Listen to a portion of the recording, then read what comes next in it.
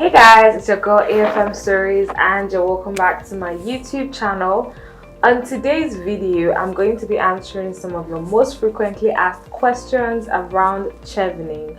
So if you are an aspiring Chevening scholar, a new applicant, or an applicant that's applied before but wants new information about the scholarship, or you just have random questions or you're curious about the scholarship, well, this video is going to be answering some of the most popular questions about Chevening. Now, before I move forward, I'd like you to hit the like button, drop a comment on your questions because I might do a part 2, who knows, and hit the subscribe button so that you don't miss all my other Chevening videos. I am a current Chevening scholar, passionate about helping other Chevening scholars get the scholarship, and I have a lot of videos on Chevening that have helped well over 15 scholars to get selected for Chevening, and lots of amazing feedbacks have been coming through. Now let's get into today's video. I'm going to be answering your question. So the first question that I got is, can I apply for Chevening without a passport? Now, the truth of the matter is you can apply for Chevening without a passport as long as you have the passport at the time you're doing the interview. So let's say right now the applications are open and you don't have a passport, but you know that maybe the process to get a passport will take a long time. You can't submit your application, and then when you're invited for an interview, you have to produce a passport. So I hope that helps you as well. The next question is, are we required to secure admission from the university before applying for Chevening?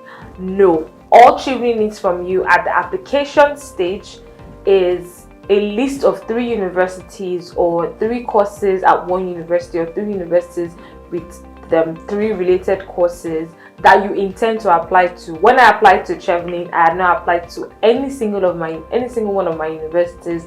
At the time I got shortlisted, I still hadn't applied to any of the universities, and on my application form I put that I had not applied. So they're not going to hold you for not applying. It's at the interview stage when they start to ask you questions and it still seems like, oh, you've not applied, you've not made any efforts. That is when you should be worried. But I'll say right now, just get a list of universities. You can apply for them now, or you can focus on your Chevening application. But at this stage of the stage of the essays and application, don't worry about don't worry about that right now. It's not a priority. I don't have my degree transcript or certificate. Can I apply for Chevening? So you can actually apply for Chevening without your degree transcript and certificate, as long as you know that you can get it by the February deadline. That's the most important thing.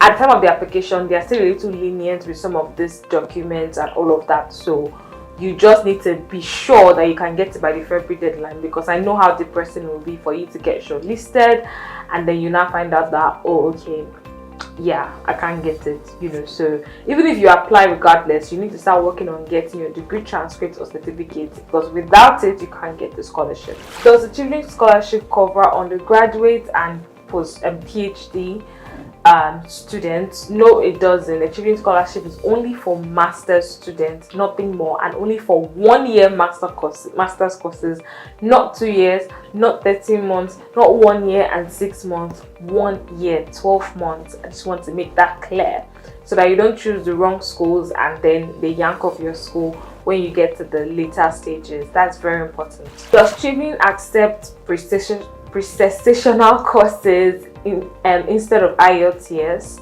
So right now they've removed the English requirement for the Chevening Scholarship, but what you need to bother about is the specific universities, and you need to figure out, okay, what are their English language requirements. So Chevening is not going to write any letter for you to tell the schools that, oh, please grant this person a free space because they got the scholarship. No. What you have to worry about now is the university requirements. So some schools require IELTS, not negotiable, while some allow other alternative tests. You just have to figure out the ones that can allow you to apply to them without writing an IELTS. For me, I did not write IELTS to any of my 3 schools. I used my YX certificate for my first choice. My second choice, I used a letter from my office saying that I know how I spoke in English throughout the majority of my work and all of that. So yeah, Chevening does not require IELTS, and even when they required IELTS, pre-sessional courses were not useful. Yeah, they were not allowed, basically. Can I apply using a deferred university offer? Of course you can apply using a deferred university offer.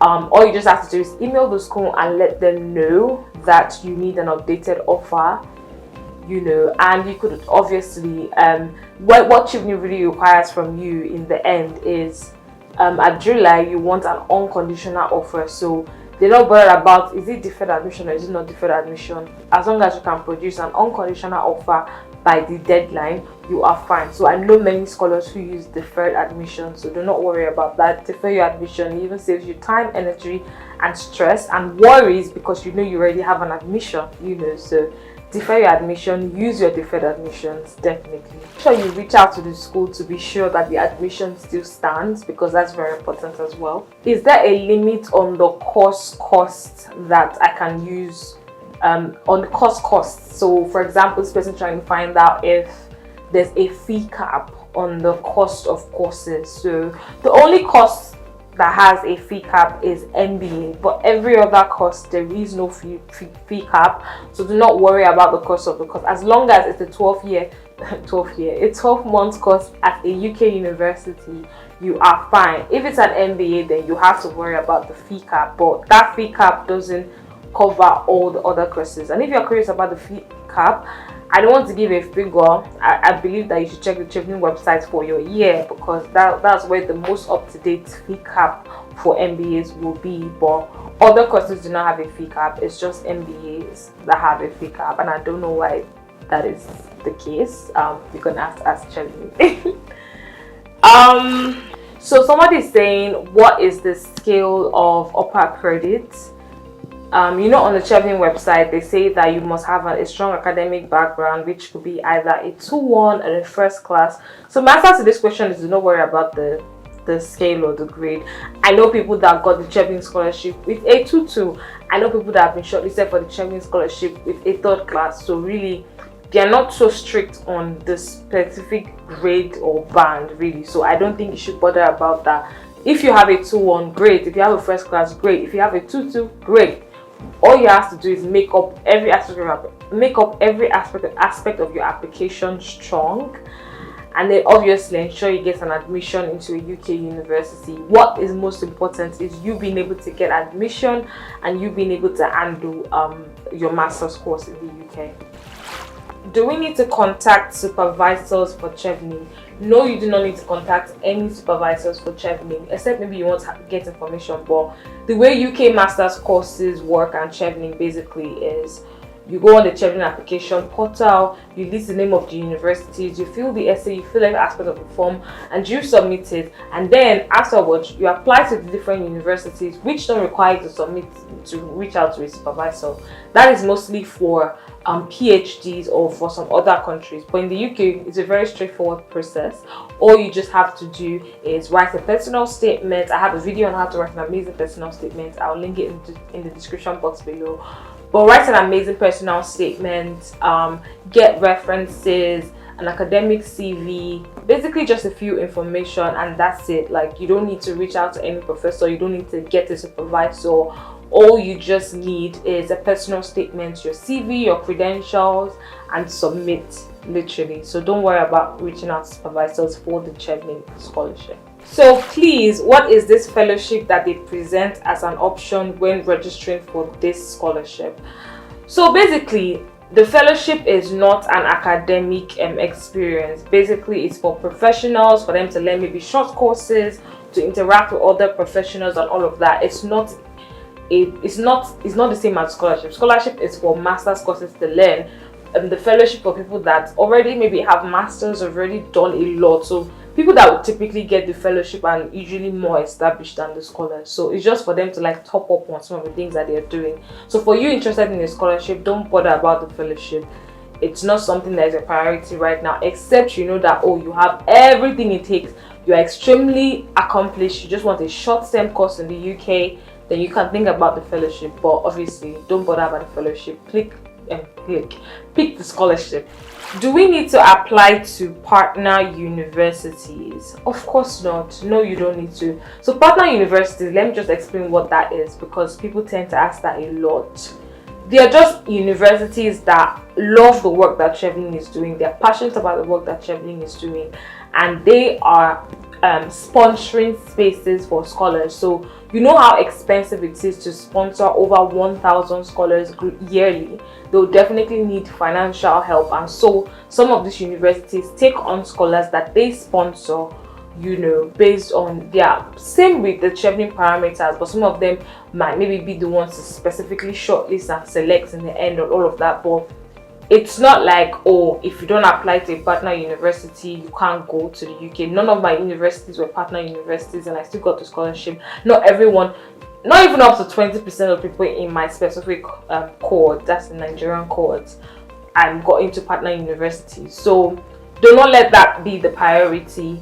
What was mostly important is the school the best school for your course, best school for your career goals, most relevant to your application, whether it's a partner university or not. Yes, partner universities have perks, I think they have additional events aside from the regular Chevening events, but it's not like there's something inherently significantly different. Not like, oh, the value is more, or maybe they give you more stipend, all of that. It's the same thing. It's just that they are the ones maybe covering 50% of the cost or 100% of the cost, depending on the university. So don't worry about partner universities.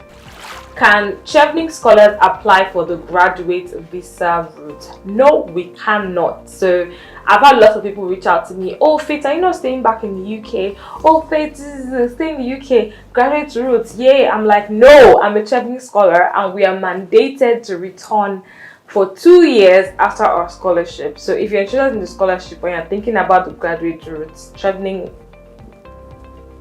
is not the scholarship. If you're interested in graduate route, you might have to look for another scholarship, or maybe do self-funding, or it's just not Chevening, not the scholarship, so don't be bothered about that. Another follow-up question that people tend to ask me as well is, okay, so if they say we cannot stay in the UK for 2 years, can we go to another country? No.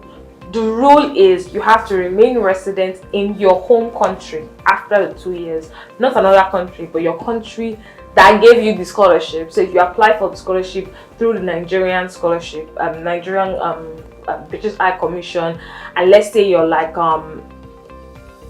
let's say you are maybe living in another country, and then you come to Nigeria and you go through the scholarship process in Nigeria, you are mandated to return to Nigeria for 2 years. Another question that someone asked is, like, what if I'm not living in my own country? Can I apply to Chevening? Of course you can apply to Chevening. Though the interview part, I'm not sure if I think you have to travel down to your home country.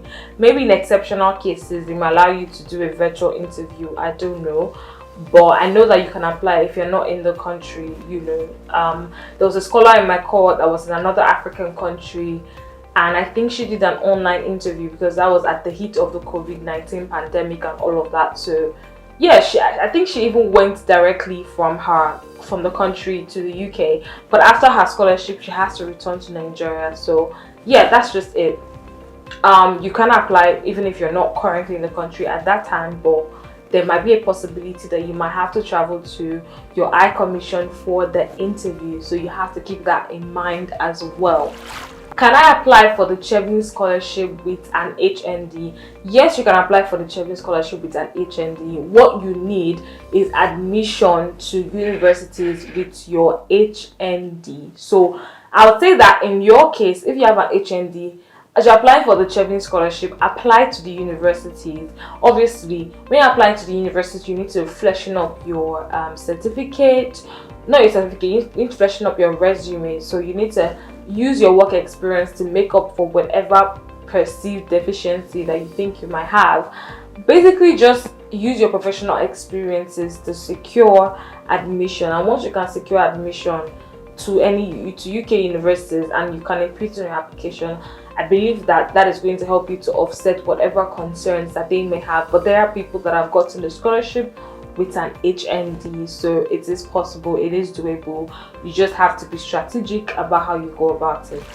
Do I need a first class to apply for the Chevening Scholarship? No, you don't need a first class.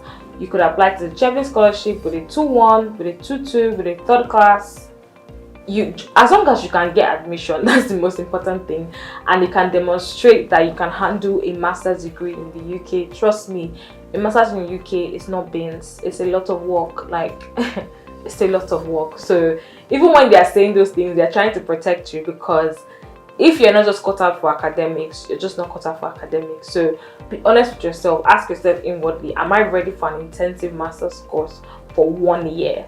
And then whatever answer that is will let you know if you're eligible or not.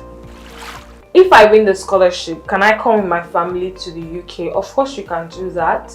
Though Chevening will not pay for the accommodation cost or living expenses for your family, but they'll pay for you. But then with the Chevening scholarship and your visa, your family can come with you on, I think, a dependent visa, but you will have to follow the visa rules by showing that you have enough financial what's the word now? You have enough money to take care of them. Basically, they have enough money to take care of themselves. So that's one thing you have to note in that aspect.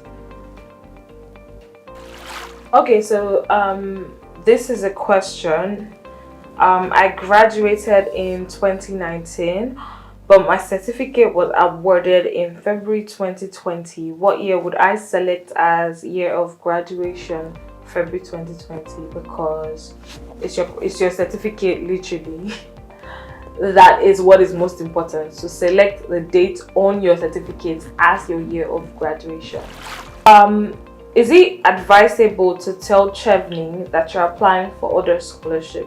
Yes, I did state in my application that I was applying for other scholarships, and it did not affect me. I even listed the names of the scholarship, and it did not affect me.